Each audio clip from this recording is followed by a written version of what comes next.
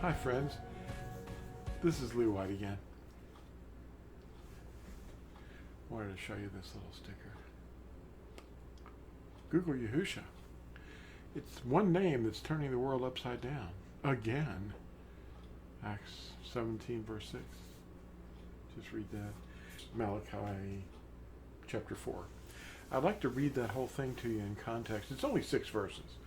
But I want to try to straighten up some of the confusion, because a lot of people started asking me questions many years ago. I've been doing this 35 to 40 years. And they kept saying, what does it mean? See, people are chasing themselves into the steeples every week to try to find somebody to explain to them what this book is trying to tell them. And they're not getting the message there because they're told to disobey it. They think, oh yeah, it's for the Jews. Oh, is it? Well, what's he going to burn the whole earth for? I thought he was just mad at one group. No, it's just nonsense that they're hearing. And they need to get with it. They need to understand. Since Nimrod died, the world has been worshiping the sun as it comes up. Sunrise services, they go into sun temples, they have steeples. That's what they did. They detected the sunrise by the steeple, the high place, which was, an object of genitalia. But all this stuff is like fertility stuff. I'm going to show you a few words here. These are the deities. Now, the real man, Nimrod, became worshipped as UTU and well, I can't say these words, but you can read them. Some of them were Persian, some of them were from Samaria. And then there was the, India, where it really downloaded into a couple of different words. Went into Greek as Helios, or Ios. And then it went into the Latin. And then Aztecs. And there's this thing. You probably heard of this. I mentioned that. In fact, Sunday these are titles.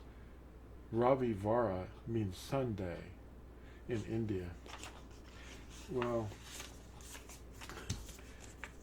what's going on? Well, this phrase in Malachi 4, verse 2, that's what this is. This is really trying to explain. The Son of Righteousness. Was it the Sun? S-U-N? No, it wasn't.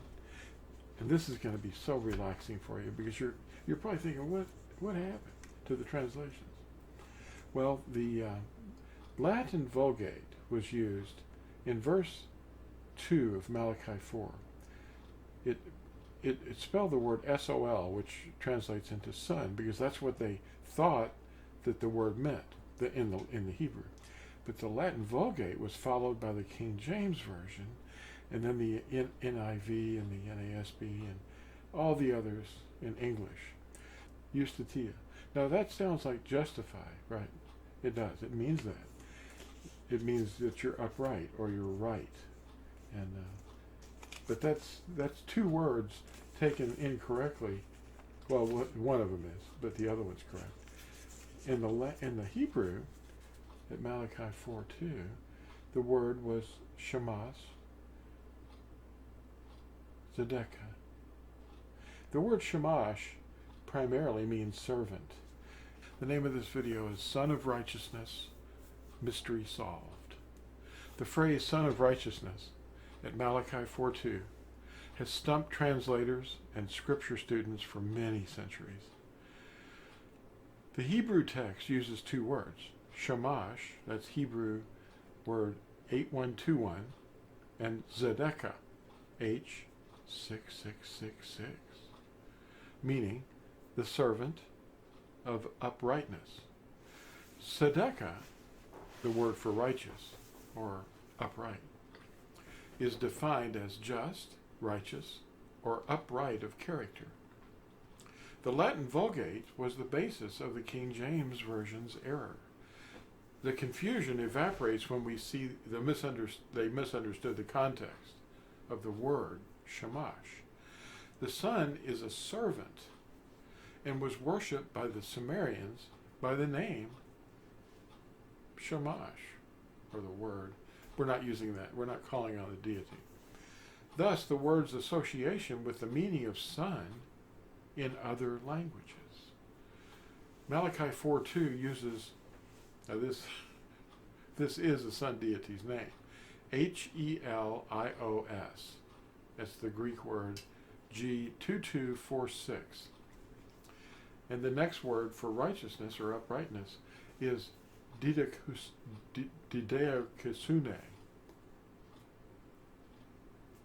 G1343 in Greek. And Malachi 4:2 in the Latin Vulgate uses SOL Eustatia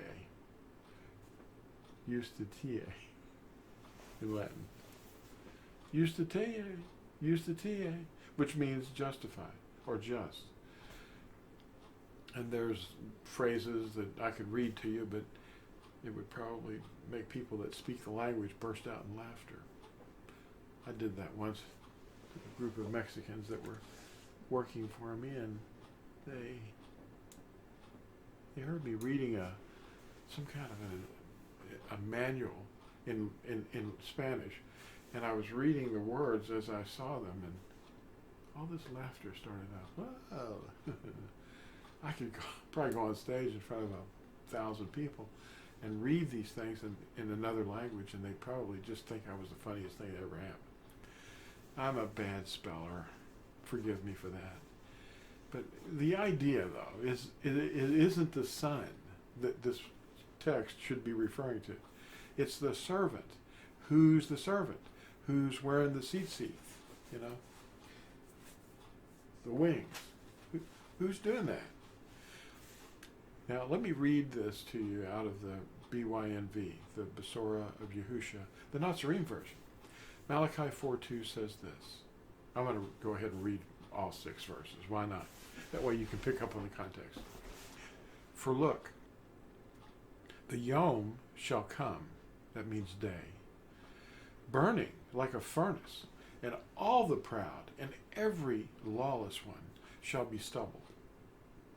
And the Yom that shall come shall burn them up, said Yahuwah, Sabaoth.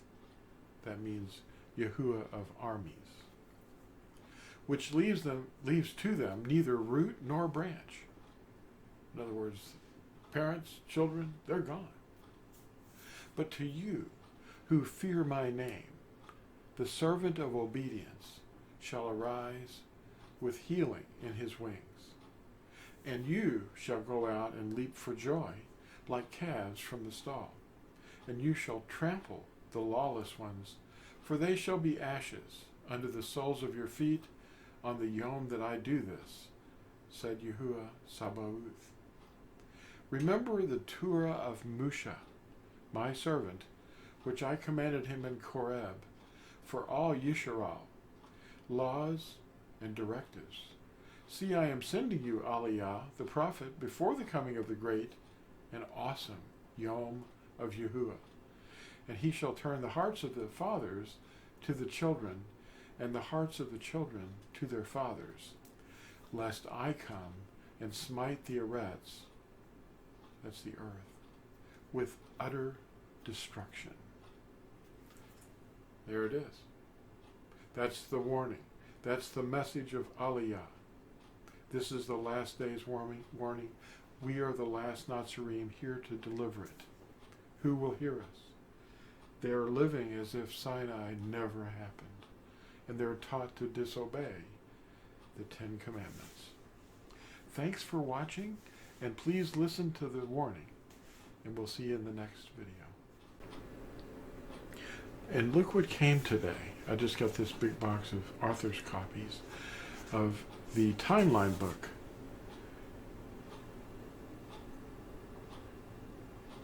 And the back cover. You can read these if you can focus on it. I might be going a little too fast. Anyway, it tells you a little bit about the book, and the contents page is going to reveal more. When you get a copy of a new book, the pages kind of, they don't cooperate.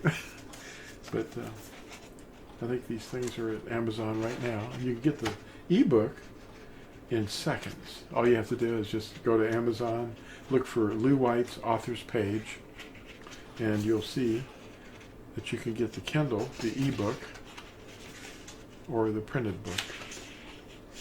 And here's the contents and the headings, but there's much, much more in this book than what's revealed here. There's tons of information. And I think you're going to enjoy this book. It'll either put you right to sleep or it'll wake you up. Some people start reading these books and they call me and they say, Lew, I sat in the parking lot and read this thing until the sun went down and I couldn't read anymore. You'll be interested in this. Well, thank you very much for watching my videos, and please like and subscribe and tell some others to come and check us out. We'll talk to you all in the next video. Bye now.